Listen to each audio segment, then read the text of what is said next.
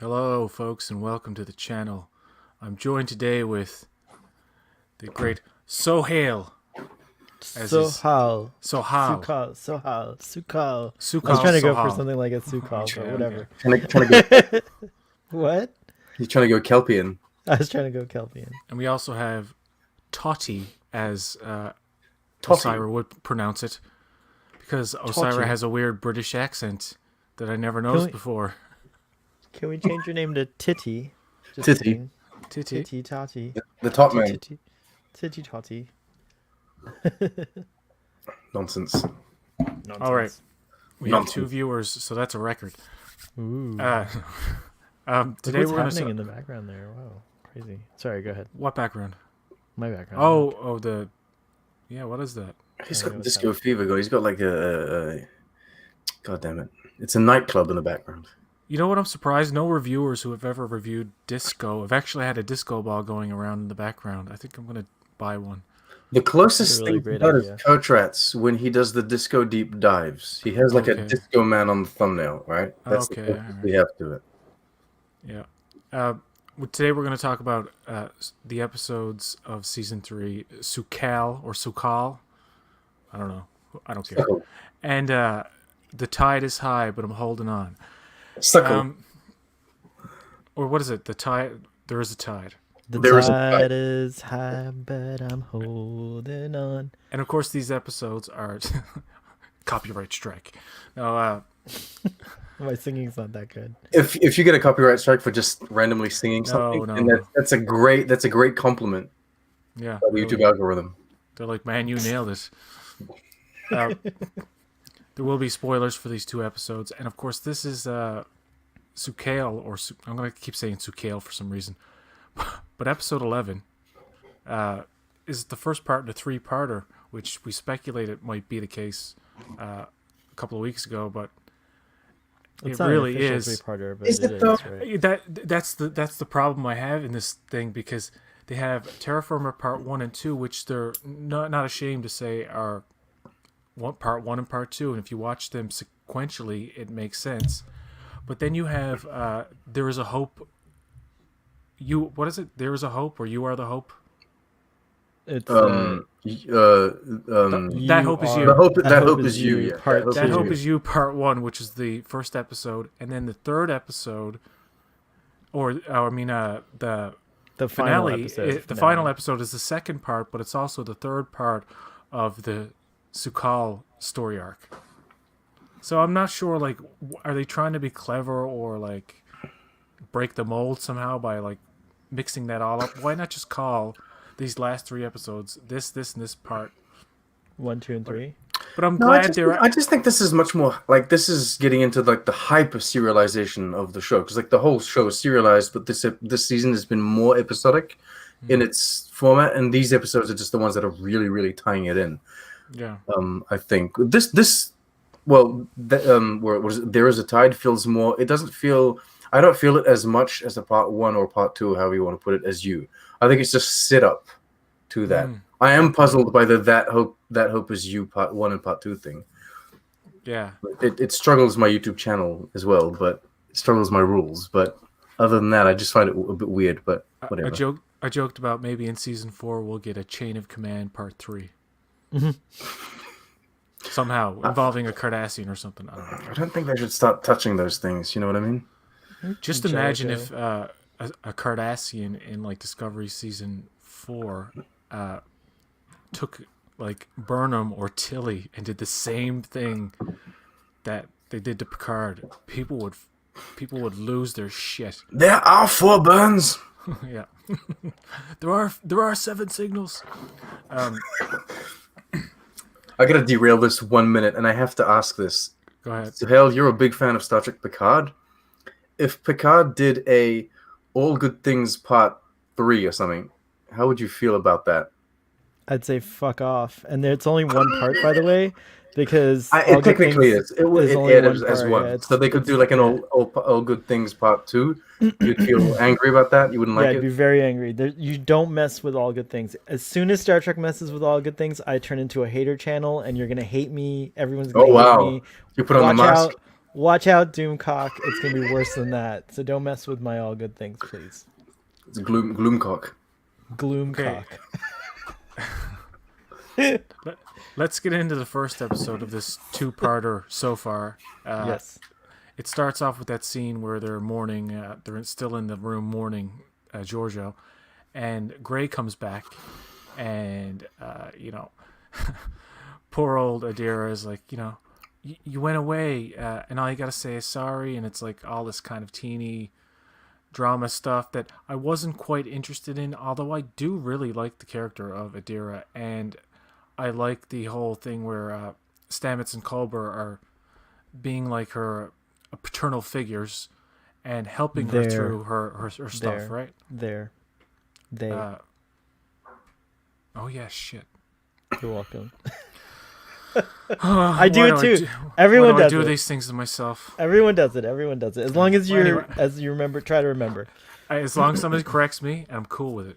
Yeah. As long as I'm not like, don't correct me, man. I'll say what I want. Oh, you're fine. You put on your mask. You're okay. Yeah.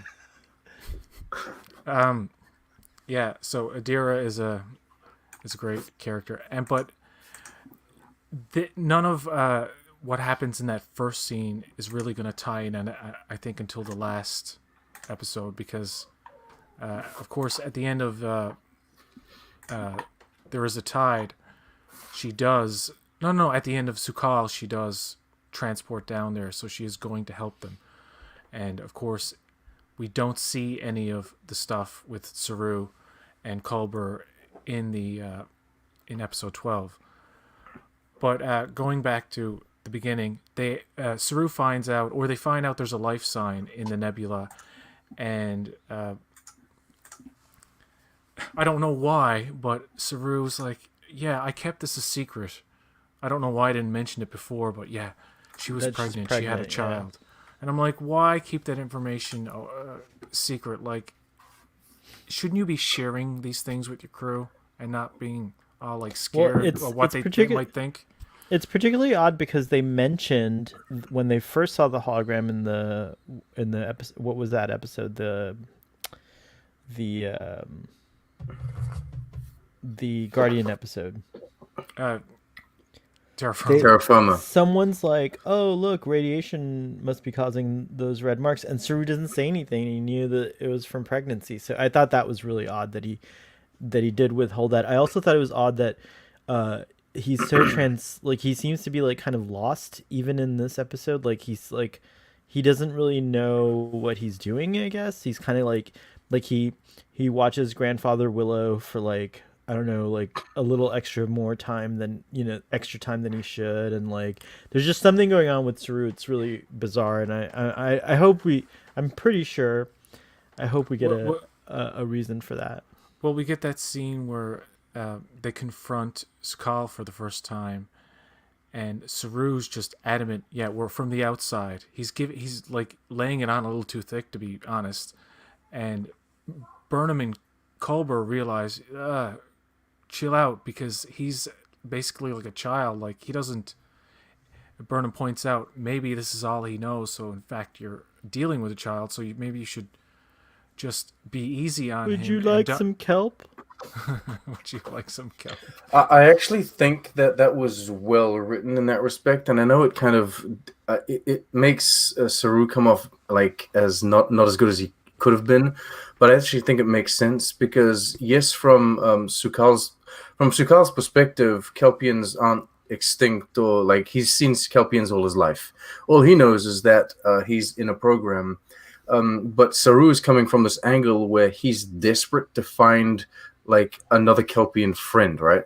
And he's kind of, I think that and I don't like the way the episode's set up, like Burnham to be the one kind of nailing down these lessons on Saru, like you're not objective, that kind of stuff. But there is a certain point to that in that moment, because he's coming in hot, like, I need another Kelpian. This Kelpian's gonna be my friend. We're gonna be, having beers, but that's not who he's confronted with. So I think that made sense.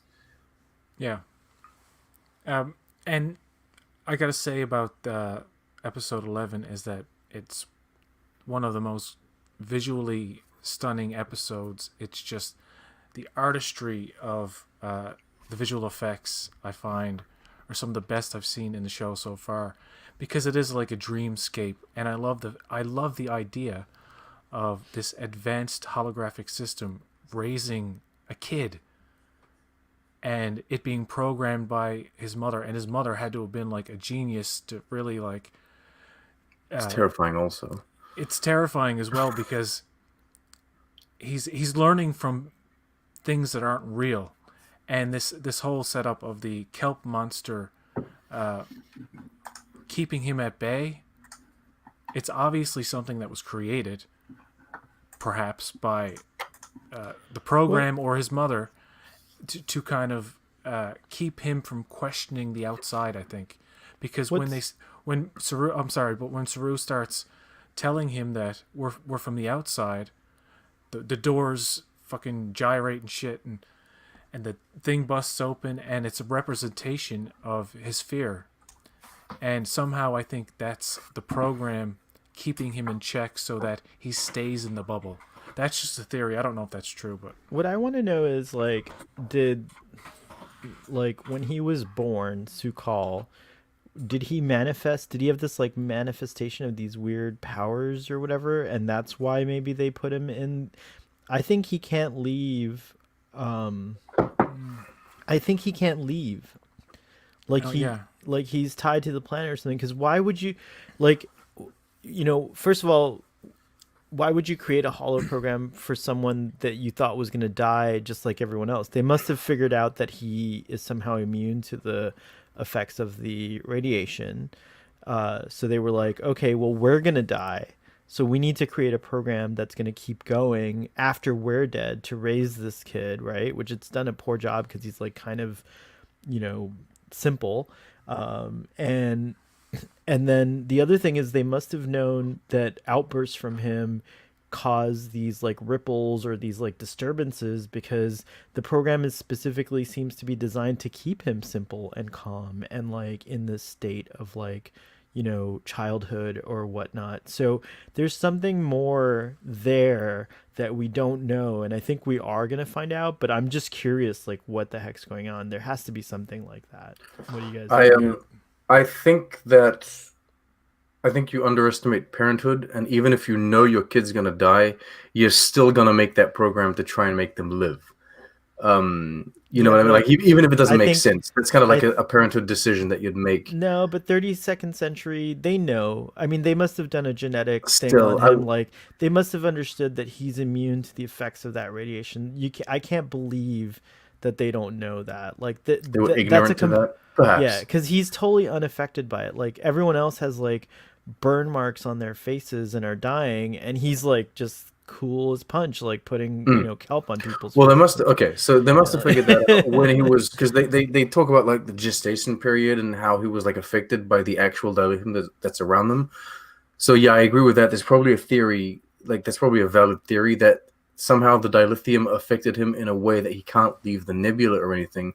But then you like, even if they know that he has these kind of like ripples every time he gets angry, they don't know the effect that that's having, or like the extent of the effect that that's having on the rest of the galaxy if they can't actually leave.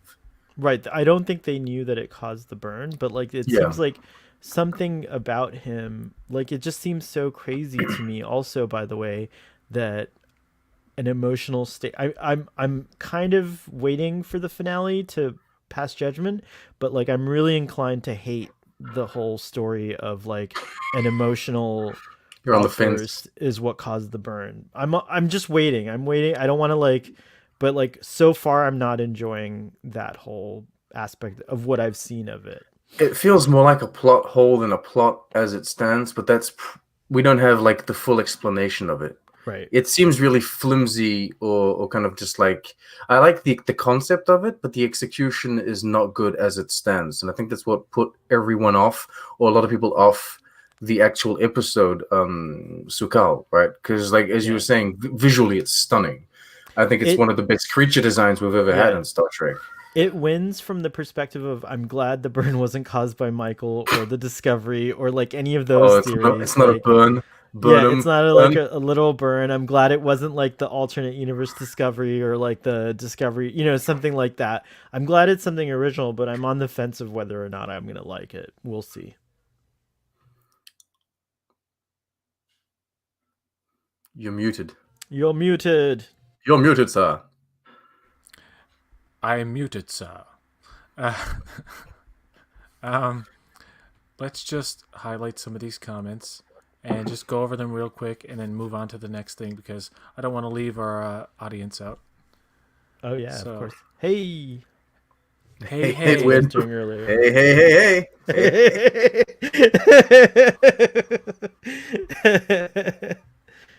what's going on here? Well, What up, David? Happy New Year, dude. We are going on here. an episode Yeah, we discussion. Oh, there's a lot of love going on in there. Nice. All right, well, Full of love. I think They've got their own conversations. Son of a going on. Red Shirt had a funny comment too. Oh wait, is Starfleet Boy so Hal like the Hal 2000? Is it the 2000? I can't do that, Dave. Oh yeah, Um, because it's red back there. Good job. Oh wow, I didn't. You like picked up on something that I didn't do intentionally. Fantastic. Daisy. Okay, the Alright. most recent comment. Oh, go ahead.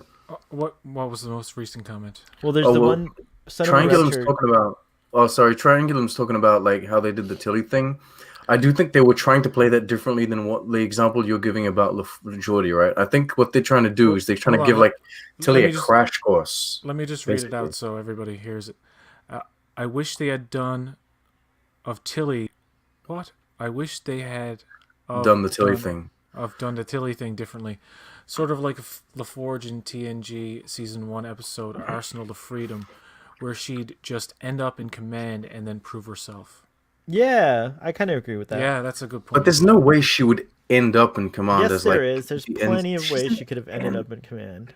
I don't 1000% know. could have happened. well, Nielsen, where was Nielsen this don't last feel it. episode? if everybody was gone and it was like just her. How was Reno not in command? Like when things go. Well, I'm just assuming she's chief engineer. That's wrong. Yeah. I think we all agreed like many discussions ago that it should have been Reese, I think, or Nielsen. Nelson, That's because who- she was given the yeah, con she all was the being time. given, and also Burnham chose Reese when she went down to her away mission to take the con. So that was a logical choice. That being said, regardless of the setup, I do like the execution because I thought Tilly was fantastic as an acting captain in both episodes.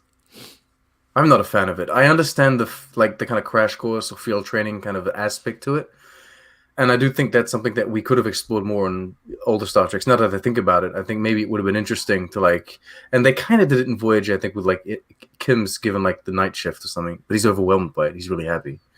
He's got nothing to do, but he loves it. All right, Indeed. well, let's move on to the other part of the Su'Kal episode and Tilly taking command and how she handles it. And does she handle it well? Is she a rookie in over her head? I want your guys' opinions on that. Well, I guess I already started. She handles it as well as I would expect an ensign with no actual command experience, and I think she's pretty good. I think that like it's fair to say that like her encounters as Captain Killy in the Mirror Universe and things like that gave her a little bit of a bump, an experiential bump, I guess.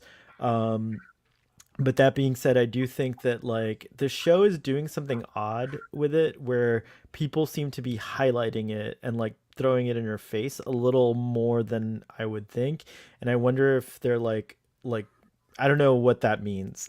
I don't know what I don't understand what's going on. Maybe they're just like they expected the audience reaction to an ensign being placed in the first officer role to be that way, and so they're trolling us a little bit, which some people speculate the Discovery writers do, that they troll the audience a little bit to get those expectations going, and then they kind of flip it on its head. But yeah, I didn't understand why they keep kind of harassing her about it. I mean, like, who cares if she's an ensign? Like, ultimately, if ultimately, like what we've discovered in our many discussions of this is that the captain, it's their prerogative to make whoever the hell they want first officer, and it doesn't have to do anything with rank. I'm not the biggest fan of having an ensign as like acting first officer, but I can see the value in the crash course of it. I would have preferred this.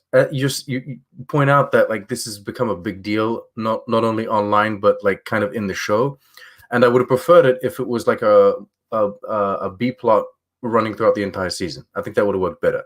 As like throughout the entire season, they slowly show you that they're giving more and more responsibility to Tilly, even if it is acting first officer, so that eventually she can kind of rank up. But it kind of feels like because Discovery is a reactionary show. If it's we've noticed this, season one comes out, there's a whole lot of reaction to that, and so they kind of respond to that in season two. And so we as fans all have our vision of what Star Trek is, and so we all make concessions regarding Discovery, but Discovery also made concessions and kind of it's a relationship that we have with this show truly, because they changed a lot of aspects in season two and they did that again for season three. And I kind of feel like that's what they're doing with Tilly. They were testing the waters in the final episodes of the season to see what the online reception is, and based on that, that's maybe how they're going to lead some of the episodes in season four. And by the way, I must state that in one episode where she's, has the ship gets taken over, there's quite a lot of nervousness and fronting on her part. Like she's very nervous, and I think that's why they put in the whole nub below the chair thing that she rubs, because it's like that calms you, and like you need something like that when you're nervous.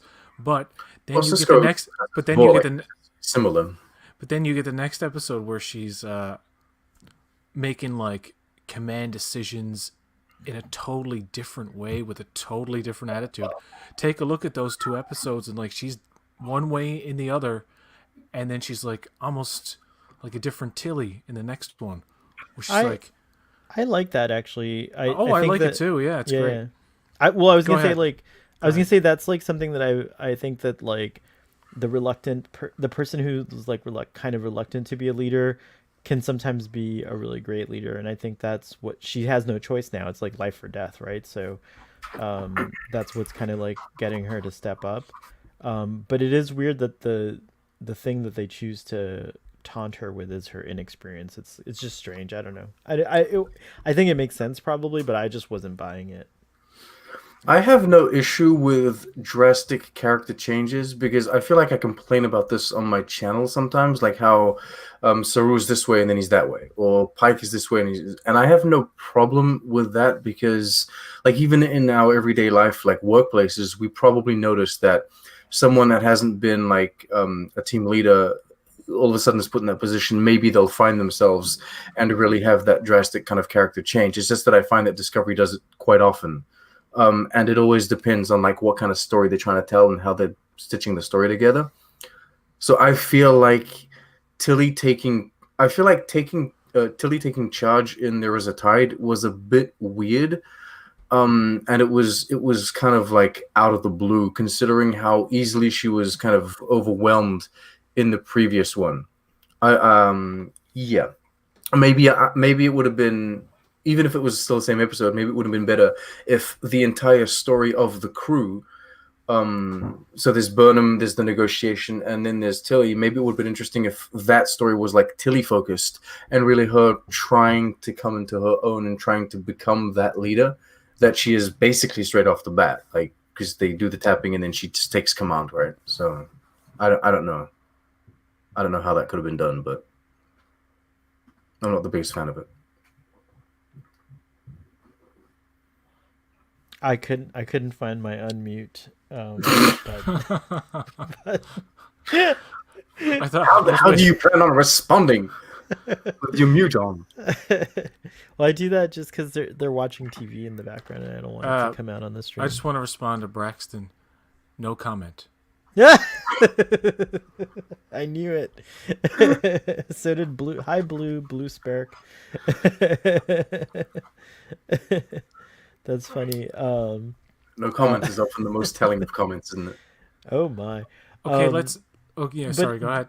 I was just gonna say, I hope I hope that there's something to this though, because even Captain Van, at this point, like everyone's kind of called attention to Saru's decisions, or and kind of like people are kind of questioning them, including Vance. And I wonder if that's the setup they're going to use to demote Saru or remove him from the captain's chair at the end, or if that's one of the reasons. If it is, I think it's pretty lame. I think that Yeah. Captain Saru has overall done a pretty good job, up until the couple of gaffes here and there, and every captain makes a mistake or whatever.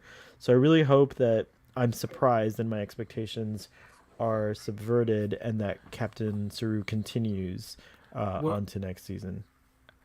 And you know what? I had the same concern, and the more I think about it, I think it would be a noble thing for the show to have Saru continue and not do that thing where he gives it up to Burnham or whatever.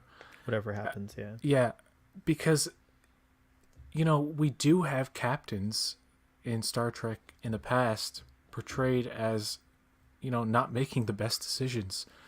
I mean, you look at Cisco, and he's had to make some pretty morally questionable. Yeah, Pale Decisions. Moonlight. We just watched that. Earl Grey Trekkie and I just had a fun watching of that, and yeah, I had forgotten about that. He's dark. And I'm dark not saying episode. Saru's making those kind of choices, but Yeah. you can have a flawed captain, and you can have his crew point out when he's not being entirely objective. And in that sense, I think this will be a learning experience for Saru, however he deals with Su'Kal in the finale. But going back to the end of Su'Kal, where they confront the monster, and there's another mini burn, and they find out that's the possible reason why the big burn may have happened is because of him alone.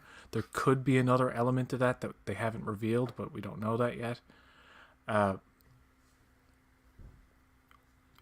And how does the episode actually end again? It just ends with Oh, yeah.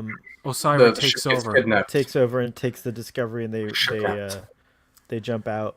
I just want to say one more thing on the Saru topic. The only exception I would say is like I love Burnham, and I definitely think she's captain material and everything, but I kind of want her to stay on this journey that she's started, where she's kind of not sure. I'd love for that to continue into season 4. The one exception I would make to Saru not being captain is Discovery has already done this thing of captain of the season, right? So I would accept if we had a guest star captain, like a brand new captain, someone totally new, awesome actor, be the captain for season 4. And Saru Rhea has to Seahorn. Huh? Rhea Seahorn Who's that? from Better Call Saul. Oh, I don't She's know. amazing. Okay, well, whoever, her. Oh, you're talking about Well, his girlfriend. yeah. What's her name again? I forget. Better Call blank. Saul. I can't believe I'm Hey, blanking. look, Kim Wexler. Kim I Wexler. didn't even tell. Okay, I don't even know Kim how. Wexler. She's an how- amazing actor. She's How do we just, both forget her name and her character? Oh, well, no, you remember her name, but yeah. Yeah. I totally goddamn agree with that. I've been pushing for her to be like a Section 31 actor. I want her lead in Section 31 if they can't get Michelle Yeoh or something. But Yeah, she's great. But yeah, it gets kidnapped, and Burnham's like, "Oh no!" Then we get right into the next episode, which is the tide is high, but I'm holding on. That's what I'm gonna call it because that's what I keep Denise calling Crosby, captain of the season 4. I do want to say something regarding be it the Saru thing, be it the burn thing with Su'Kal, all of these elements. I'm gonna say that I think you guys are on the fence too, because we don't know yet if this finale is gonna be absolute shit, right? But in season 1, by the time we were at the second to last episode, I already knew it was screwed up. Like they had screwed the Klingon arc. Nothing was redeemable, and the finale was like, I don't care. Nothing that can happen in the finale can fix how badly this season has ended. Um, and I don't think we're at that point here. Like at this point, they have plenty of room to kind of expand on the negotiations that were happening. They have room to kind of expand and explore on Tilly, on Osira, on Sukal. I think they have things set up, so it's not all Yeah, it doesn't lost. feel the same as that. And Yeah, Son of a Red Shirt, we're saying captain of the season, not captain of the week. It would be a little insane if there was a different captain of the Captain week. of the But Week. What the hell? yeah, that would be nuts. That's But that's a lower decks plot.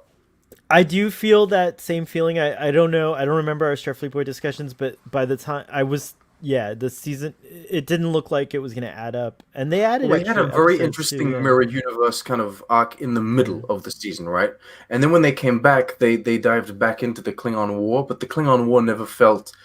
I was never satisfied by the Klingon War. You know what I Yeah. mean? And like just the fleet of 3 ships floating up to Earth was like kind of representative of that. But I don't feel that way at all here. Like I feel I'm still Yeah. intrigued, and I feel like everything can be explained away. I'm skeptic. I don't know how to say it. Skeptical. Skeptical. I'm doubtful, but that's because Discovery has baggage, so it's not very fair. I try to like forget that and take season 3 as its own thing, right?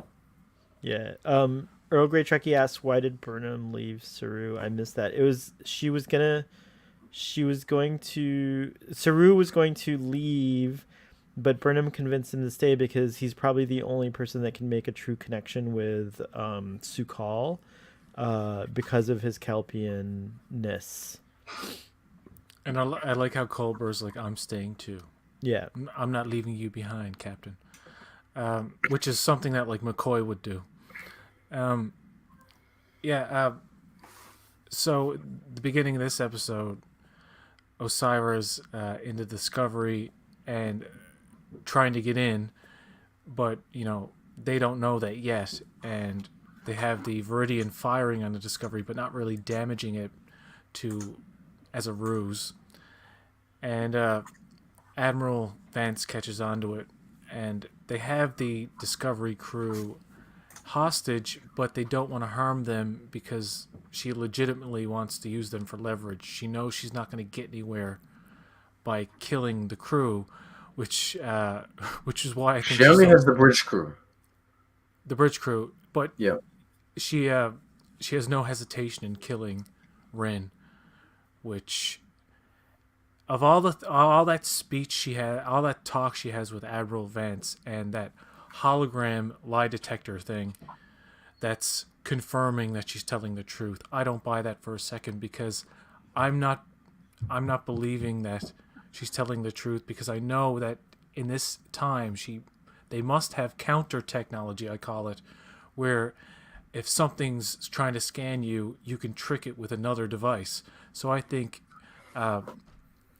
she's tricking that thing somehow, and that her intent is malicious, because she's demonstrated time and time again, as Stamets points out at one point in the episode with great Kenneth Mitchell, that she is everything she appears to be. She's more, but she's everything she appears to be. Like, she's so transparent, and she's created this this kind of suppressive society where the leaders are only regarded in the best ways, and that people like Kenneth Mitchell, who she's genuinely helped, are like bought into this fact that she's a savior when in fact she's the devil.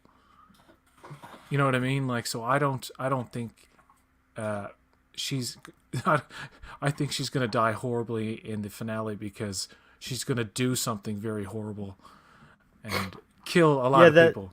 That makes sense. I have a feeling she's going to be around for a little longer, because I think I don't know, I just have that vibe. Can I answer one of the statements that Son of a Red Shirt made in the comments? If you pull up that comment, yeah, I got you. You were saying Captain. Yeah, I got you were saying Captain of the season. I traded accuracy for humor. It was very funny. But feel free to point out to me a historical Navy vessel which rotated its captains on a yearly basis. Recipe for anarchy. I will research that. I don't know how to get a hold of you if you're on Twitter or anything like that, but my gut tells me that even in Star Trek, a flagship, it's like a rare thing. Like Captain Kirk being the captain of the Enterprise for like 20 years, or Captain Picard being the captain of the Enterprise for like 20 years. It's like not. It's not usual. Typically, I think maybe a 6 year, stint, or even a 5 year stint, and then you move on. You go to fleet captain, you get promoted. You go to admiral. Like I don't think it's usual to have a long term captain the way we've seen on Star Trek, and I don't think it doesn't vibe correctly as the real military either. And it does kind of make sense to rotate a captain every now and then because captains can make bad decisions when they get close to their crews. That being said, the joke I was making is that so far Discovery has had like a different captain like every season. So it's not, I'm not trying to say that like, whatever. It is fair to say that like Starfleet isn't traditional military or naval anyway, because Right, correct, that too. like if traditional Earth military were to give, like, say, Riker, we're giving you a captaincy, that's kind of like an order, right? It's a transfer. Right. You're a captain, you go into another ship. You can't just sit there and say, oh no, I'm going to stick around and do my Riker maneuver on the Enterprise ship forever. Like, you can't just pull that kind of move, I guess. Right. Triangulum, was it Triangulum Audio Studios? Why didn't they just ask Vance for a meeting? Why the whole firing thing, etc.? That was a question I had, because if she had just asked for a meeting, or a powwow, or what do you call it? An armistice. If she had just proposed it. A Zoom call. Right. And just began talking, and it would have to be like talking over periods of weeks or months, like to really understand. But like, she's doing this by force. Now, she isn't killing the crew and stuff like that, sure, but she fed her nephew to a monster. Right. She starved people. She's oppressive. She's in many ways a Giorgio replacement. They kind of explain it, though. They kind of explain it with a throwaway line. She says that she has to do that because she's a ministry of the Emerald Chain. She's not the leader of it. She is a leader of it, and it's kind of explained that she has to do that to demonstrate her force to the other, I suppose, ministries or the other like high-ranking.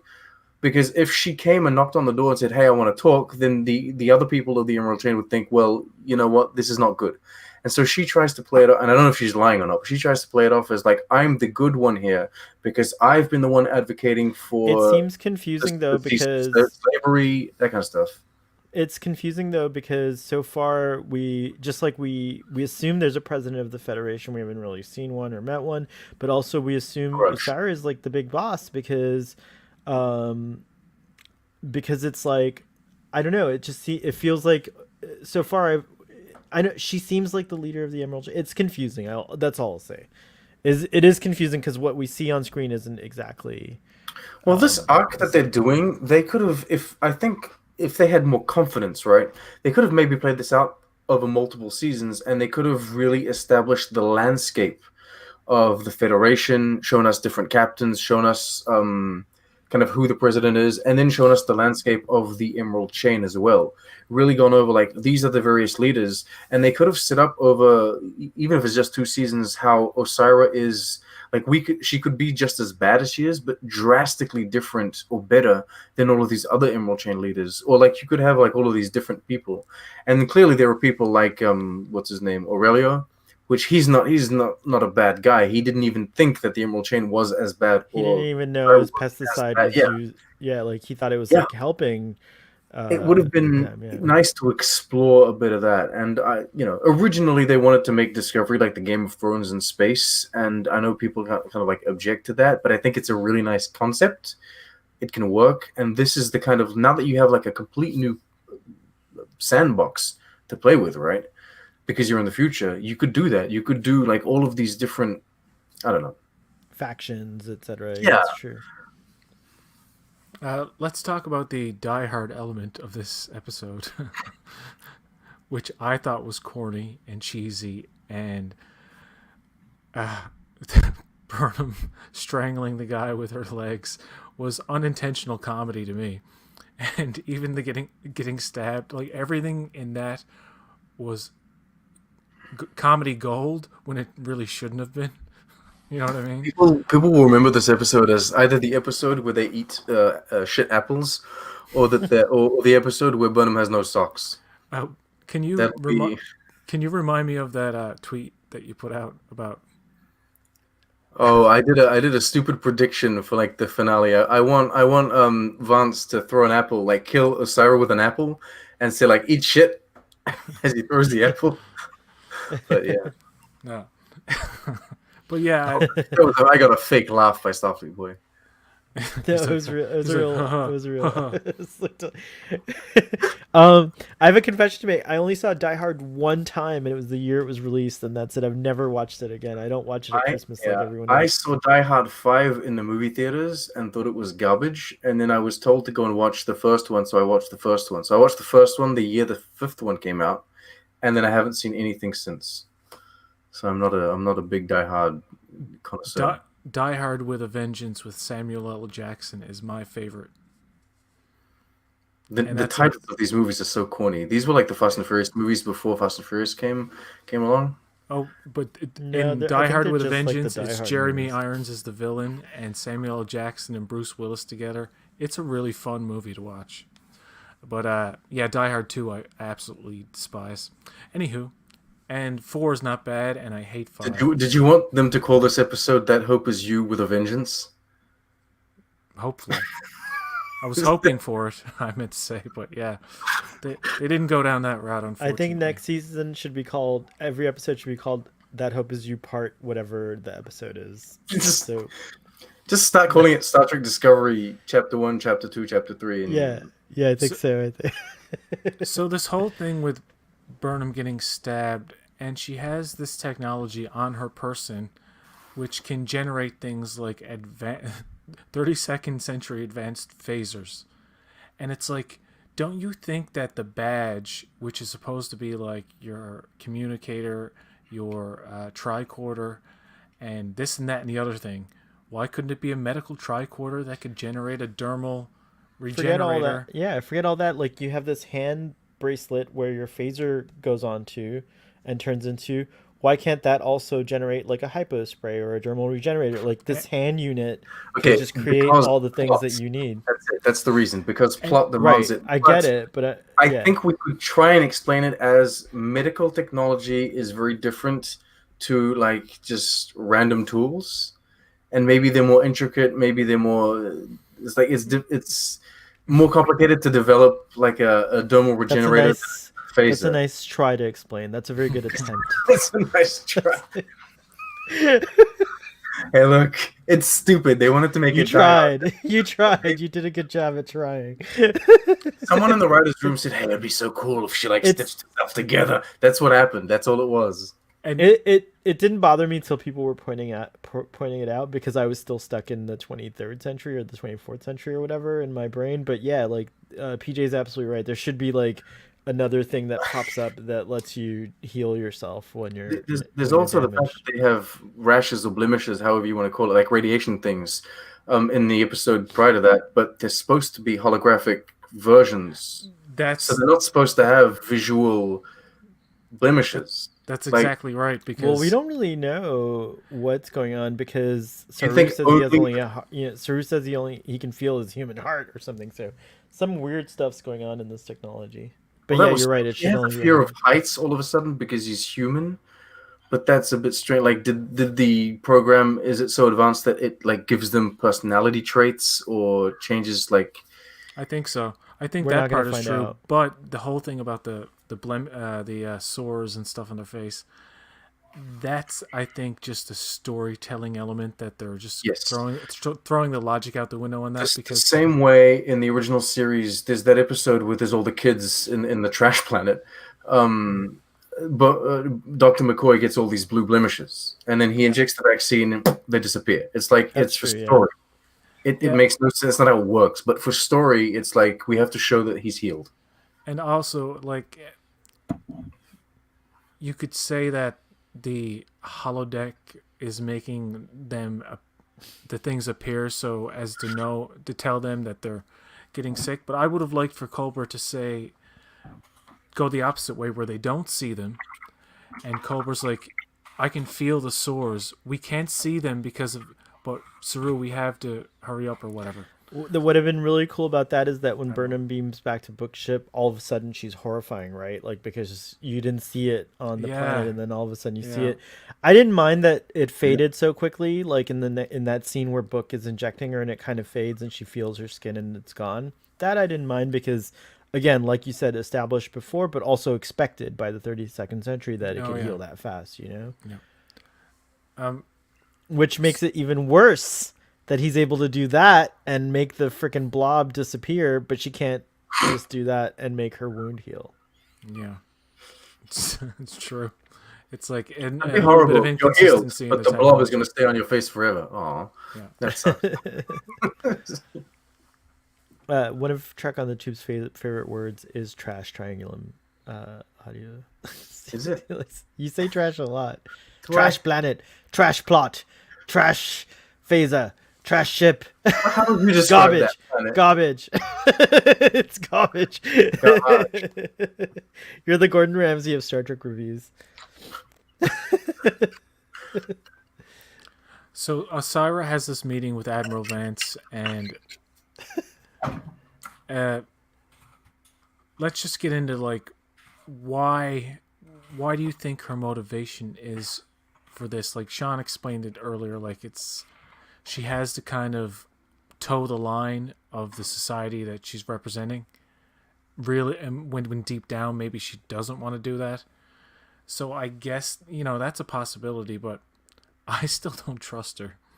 I think some bad things are going to happen. She's ruthless. She kills Rin right after that meeting. Like, it's weird. They're trying to set up. Well, this is weird, and I don't want to get into anything insensitive. I don't know if Kenneth Mitchell is up to playing a recurring role in Star Trek Discovery. I don't know if how his health is doing. I really wish he can. But if there was no health issue, I would say that they're setting up Aurelio as the character to replace her. And he would become the leader of the Emerald Chain because they were talking about a well-renowned scientist being the face. And so I thought that maybe they'd kill her. This is what I want. They kill her. He becomes the new leader or face of the Emerald Chain. And the Emerald Chain can actually associate with the Federation. They create the new Federation. And we have this whole big story about the moral implications of that. And we get a glimpse at the larger universe that they're creating. But I don't know if they can have Kenneth Mitchell on the show as often as they want, or as often as he would want. No, I don't think they're gonna replace her with him. I think his. I do think she was gonna recommend Aurelio or someone that That's she what she could had in play mind. like that, because when Oh, she Eli went calls her Zero. out, Eli calls her out for what is that, puppeteering? That was puppeteering. Come on. Oh. I could work on the Dark Crystal. They don't do that. They don't use the marionettes. It's not a marionette style puppeteer. Anyways, you're have, distracting me, they have and you only have a little bit of time. You're gonna leave before we can get more of your thoughts. What was I saying? Oh yeah, I think she was gonna recommend Aurelio. I think she feels that she can manipulate him. I think that Aurelio's fate is gonna be something different. I think if Osira is going to go down, it will be Aurelio that takes her down. That's my prediction. If she goes down, His he'll love take for her the down. golden age of technology, they should have sent him back with Joju, the Section 31 show. He would have loved that. All right, we sure. need to move on to the big scene with Stamets and Burnham, which was very intense. Mm-hmm. And she's basically getting rid of him because she knows Osira is going to use him, and at this point he's the key to everything basically. So she makes the hard choice even though she really doesn't want to. And I like that you pointed out on your review, Starfleet Boy, about how he's like, we came to the future for you. Like they finally acknowledged that, and which I wanted somebody to kind of freak out or out at her at some point and say, we did this for you. I know they didn't have to. But part of being a Starfleet officer is going into bold new territory. So I guess that could have been a motivation for many of the crew. But that was a really intense scene, and it's totally justified on her part. It's one of those actions that Burnham does where I'm like, yes, this is the smart move. You, as painful as it is, you must do this. And I didn't really quite care about it the first time I watched it, but on second view, it's like if you watch both episodes back to back, his concern for Hugh and his like, just like he's distraught that he's gone and he may die. And then Adira really, too. Really, yeah, and Adira really plays into this climactic kind of scene. What I'm worried about, I mean, like they did a good job of not going back to the burn planet, the dilithium planet at all in the second episode, in the penultimate episode, because you keep wondering, and then removing Stamets from the picture, now you're like, well, how the heck are they going to get back there? Like, are they going to get back there in time? So it does set up a lot of anxiety and a lot of drama, and I do like that. I thought it was great. There'll be a thing where Adira has to save one of them. Oof. Like I have enough for one of you. No. And so it's like, are we saving Culber? Are we saving Saru? And it's like, you can't kill Culber twice. And Doug Jones maybe has bigger things to do scope-wise in his career. And he's been on Discovery for 3 seasons. We've been blessed with him for 3 seasons. So maybe it's like, you know what I mean? It's a real Adira can't do I'll save you both and then I'm going to die. That doesn't work. That would be a real Sophie's choice, as they call it. It would be Adira's choice, right? A Sophie's choice. What's that? What's a Sophie's choice? It's a Meryl Streep movie about Nazi concentration camp survivor. She's Polish. She has to give one of her children up. Oh, wow. And so that's Sophie's choice. She has to pick between one child or the other. And it's like, it's it's one of the most painful scenes ever on film. Sorry, I spoiled it for you, but you're never gonna watch it. I could. Oh man, I just watched Miracle on 34th Street, the original 1947 black and white. Citizen Kane. Good. It was great. I haven't seen Citizen Kane yet. I need to really be in a moment where like there's no child distractions, that kind of stuff, to like sit down and watch that stuff. Yeah. But, yeah.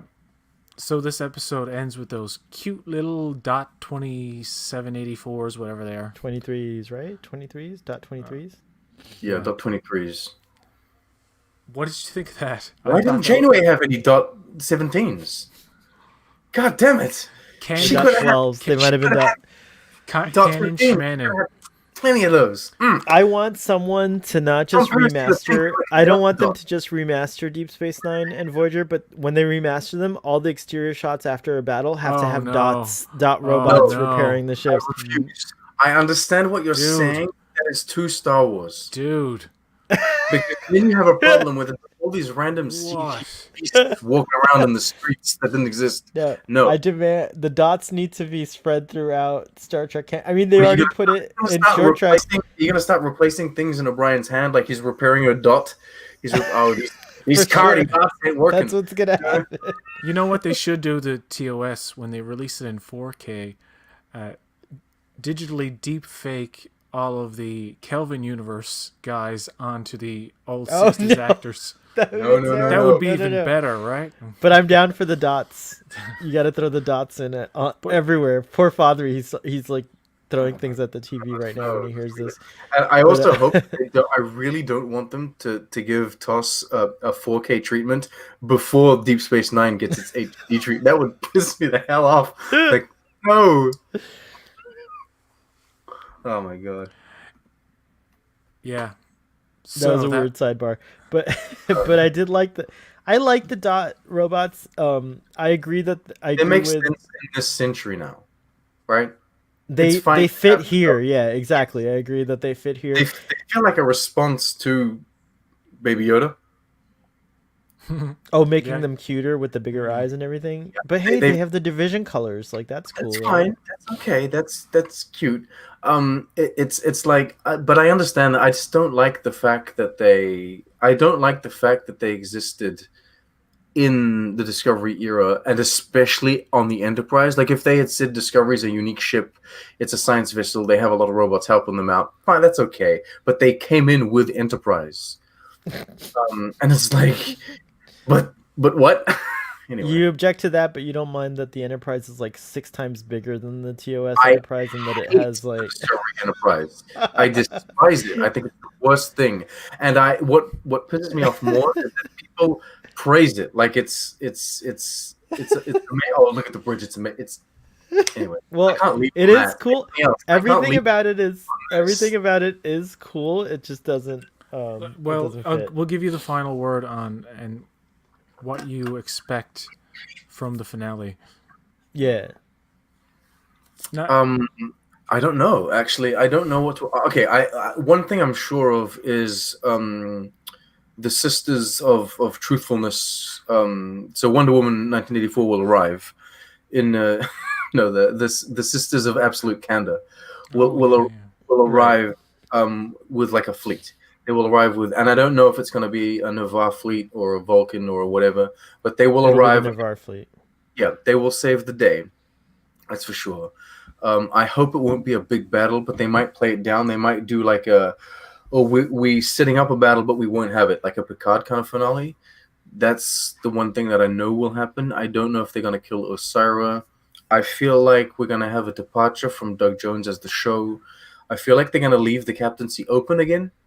They don't want to like dive into that just yet. We're going to leave it open, see what happens. And yeah, that's pretty much it. I don't want Vance to die. That's a want, not a. I don't want Vance to die, and I don't think will. and I don't think they'll kill Book. I see people mentioning that they're gonna kill Book. That doesn't feel natural. Like they just had her say "I love you," and I feel like killing him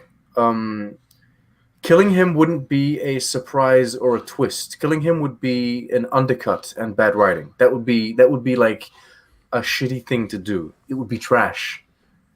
I think. Okay. Yeah, no, I think that. Yeah, that's what I think. I think that one thing perhaps different would be all of that happens. The fleet arrives, the Osira, it's all thing, whatever. Book will convince them that, like, you guys, all of this is over dilithium. There's a whole planet in that nebula. He already mentioned in this episode. So the conclusion will be that the Federation agrees to share the dilithium planet with the Emerald Chain. Then they put Stamets back on the ship. They jump over there. No one dies, including Saru. There's no Sophie's Choice. They get back the thing, and dilithium is going to be mined off of this planet and spread throughout the world. And what's his name? Su'Kal will be the lighthouse keeper of the planet and stay there and not get emotional so that he doesn't burn it again. I gotta go. I'll tell you what I want to happen that will never happen is the Tellarites arrive. They save the day, and they're like, and the Tellarites are like, "No, the Federation's fine. We've been having a gay old time for years. What are you guys doing? We didn't That's experience funny. it, but we developed this new thing where we just use plants." Oh my god, that's fantastic. All right, I gotta go. All right. See ya. See you, everyone. Man. Thanks a lot. All right, Starfleet boy, it's just me and you now. It's just us. What are we going to talk about? Well, I think we covered everything. Did you want to spend a couple of minutes on? Well, we already kind of did that with Sean. I was gonna let him go and talk about like the next one. But have you seen the trailer for the next one or the clips? Yeah, I caved and I watched it. So. Yeah, I totally watched the clips for the next one. It doesn't really reveal really anything. We just see a cool scene. That's what I was referring to, where, we're back on the dilithium planet, so we'll definitely go back there next episode. So that's good. Both Saru and Culber are still alive. They're searching for something. On text track, see that Gormagander floating in the background back there? Fothery was insisting, like adamant, when I said that's a Gormagander. He's like, no, that's the flower from Star Trek Picard. Oh, yeah, God, that's what he said. That looks nothing like the flower. From I know, that's Star what I Trek. said too. He's like, no, Starfleet boy, that is the flower from Star Trek Picard. But we get a confirmation in the little sneaky peek that it is in fact a Gormagander pup. Yeah, when I saw that thing floating in the background, I didn't pay much attention to it, but like in the back of my mind, I'm like, oh, that might be a Gormagander or something. But I didn't even like care. And then they confirmed it, and I was like, oh, that's pretty cool. Not that I predicted it because I didn't say anything, but it was like in the back of my mind, Right. that could be a Gormagander or something else type of thing. But There were also some images from the next episode, and it shows Adira has some interesting tattoos on their face. she's Zahian. Oh, that's a Zahian. Oh, yeah. I knew it looked familiar. Okay, so Adira looks like a Zahian. That's interesting. I hope we get an explanation for why they're all different from their original species, even if the explanation is the computer's crazy, because it doesn't make sense like why Saru would need to be a non-Kelpian and things like that. But yeah, so we got that little bit, and then what was the other? That was the clip on Ready Room, but what was the actual teaser trailer for next time? I forget that one. It just involved like the crew kicking ass and like taking names and something where like it looks like the Discovery escapes through a. That's right. It looks like the Discovery escapes through a hole that's blasted into the shield by the Viridian, and it looks like Okay. the Discovery is sucked into the cargo hold of the Viridian. So I think the Discovery goes into the Viridian somehow, and I'm not sure what happens after that, but it looks like, yeah. Oh, and there's like scenes of the Discovery being pummeled, and I think, was it you who speculated the Discovery might actually be destroyed I in the next episode? my original kind of prediction. Oh, I just What? got a goosebump because there is a scene that shows like a large something exploding. It's possible that they do self-destruct the Discovery from within the cargo hold of the Oh Viridian. my god, that's a and great destroy it- idea. And destroy the Viridian. I remember way. that. So, Yes, because if they're like captured in there, and it would so tie into Tilly's threat about I would About let her be dis- destroyed destroyed rather before. than. But that would suck if they never got Saru and Hugh back. So I wonder if there's something else that could possibly save them, which there must be. Yeah, there has to be some kind of Deus Ex Machina that's going to That'll happen save with them them. Yeah. if all bets are off in Discovery saving them. But that's a good idea. Like my original prediction was that Discovery was going to get destroyed early on in the season, and then when they the 32nd Century Federation, which I didn't know anything about at the time, would be like, okay, well, you're the Valiant crew and blah blah blah. We'll give you a new ship and call it Discovery, and it would be like this advanced 32nd century ship. They did that in a way by refitting it, Right. but now I didn't even think they would destroy this new one until you just pointed all that out, and I'm like, yeah, that's interesting. Yeah, because you saw that shot that I was talking about. David But said, Saru will write a new burn back to the Federation. No, Son of a Red Shirt, that just means they'll do Discovery B. But yeah, you're right. They might not destroy the hero ship. Well, here's another great kind of idea about going into the fourth season. That if Discovery is destroyed and they don't make a Discovery B, say, you would have a division of the crew, or the crew go join another ship, or give give Burnham the captaincy of one ship and Saru the captaincy of another. I'm inclined to think, like, after assigning the A, like, it seems very unlikely that they will destroy it, but if they do, that might be how they do it, because there is that big explosion in the trailer, but who knows? I mean, Yeah. I agree that I always, Son of a Red Shirt, I always thought that calling the show Star Trek Discovery and naming the ship after it, in the original idea that it was supposed to be some kind of, like, anthology show, so it would have been cool if the Discovery was a long-lived ship, let's say, that was in commission for a long time, you just hopped in different time periods on board the Discovery and saw life aboard the Discovery and exploration in all these different eras. But that would have been cool. But yeah, I have to say something about that comment. And then somebody else says, I don't think Discovery is going to lose the USS Discovery. That's a good point. However, you can, from a thematic or narrative point of view, still call a show Discovery if the ship that they're on isn't technically called Discovery. It could mean a whole different thing then, because it could be them in the 4th season finally discovering strange new worlds in a strange new time, almost like a Voyager kind of feel, but like way in the future. So yeah, unlikely. I agree. Unlikely would be a gutsy move, but yeah, who knows? Yeah. It's going to be exciting. It could be a disappointment. I hope it's not. I hope it's the best finale of Discovery Of all. we have yet. I think, well, so far this is the best this is my favorite season of Star Trek Discovery, and I really loved season 2. Like, I love Captain Pike and Spock and all that stuff. I know some people were like, but I loved it all. So season 2 was really good for me, but this so far is my favorite season. I really love season 3. I even wish I'm one of those wishers that were like, this is how Star Trek Discovery should have started from the beginning. Like, I would have been totally cool with that if it just like a ship ended up unexplained in the 32nd century and it just started with a ship from the past. It would have been a really awesome concept for me, like a marooned in time, make the best of it type of show. So yes, I don't know what the finale holds, but overall, pound for pound for me, this season's been spectacular compared And to all the other Sahil seasons. should show up if it's Yeah. called That Hope Is You Part 2. I hope he shows up next episode. Yeah. We didn't talk about him, but yeah, it would be nice if he shows up. It would be this is like something wild that my mind just thought of that I don't think is going to happen, but it'd be really weird if he's the president of the United Federation of Planets.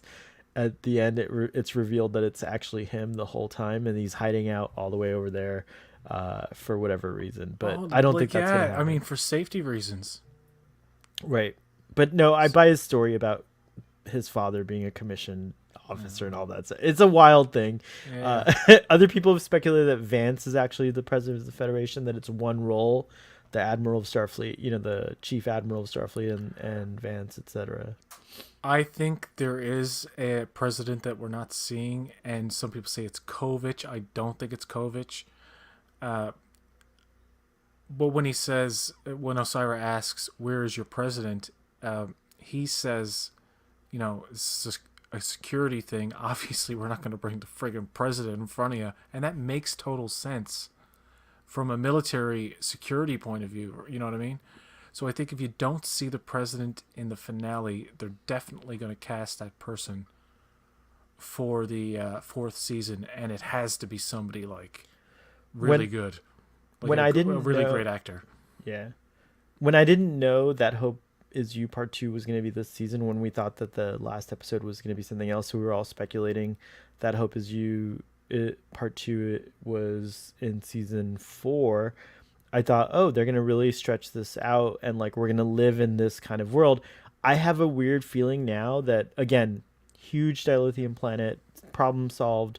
We're going to probably have a time jump at the end with a little epilogue showing like maybe a 2-year time jump or maybe a whole year time jump. And indeed what David Triangulum Studios is saying is that like you'll probably have a point where like all these facilities in the distant reaches are being repaired, and finally the Federation can like get to these like far distant outposts and things like that. They'll create new transwarp tunnels or whatever, and finally, yes, like Vance shaking hands with Sahil, like, we finally got back to you, the Federation's here again, that kind of thing. That would be that's a good It's guess as to probably what's gonna Sahil, isn't happen. it? Not Sohail. It's Sahil. He called it. Yeah, my name's Sohail, but yeah. Son of a Red Shirt says, "Gosh, buddy, I see what you're trying to say, but you're really stretching that idea.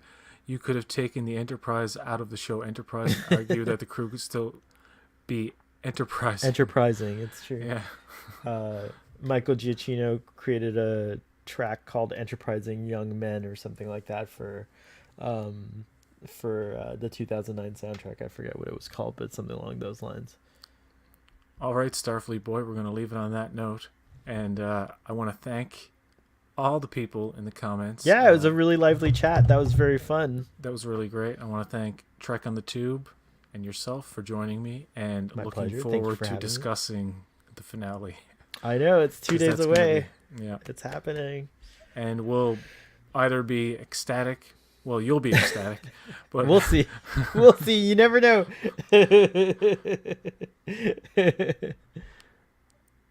great stream. boat wreck. All right. Thank you all. And until next time, live long and prosper. See you later. Bye.